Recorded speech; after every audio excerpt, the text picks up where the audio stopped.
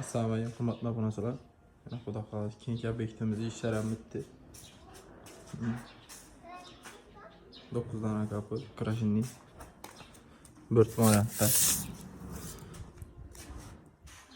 4 tane arma, 5 tane ikki.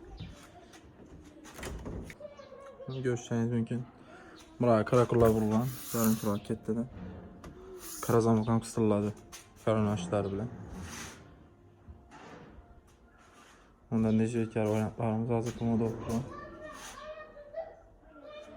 Şimdi işe gerekiyorsa morazat kalarası arzan makalada o da fazla geliştirip tutup paramız garantiler bile.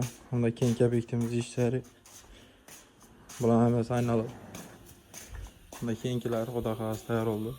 Karaköy adresleri ayarlanmamız bilenler nece yapıştırıldı. Bütmüş tabi koronası ve laminattan saldı bula.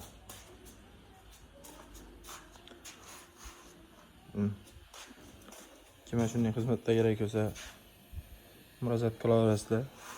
Yaştırgan naqda tutib beramiz. Xorazm Qoraqalpoq bo'lib Bespo'latni To'rtga dastlabki tutamiz.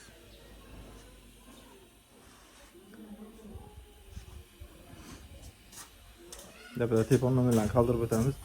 Aloqa qilib ko'rasiz, kim qiziq bo'lsa.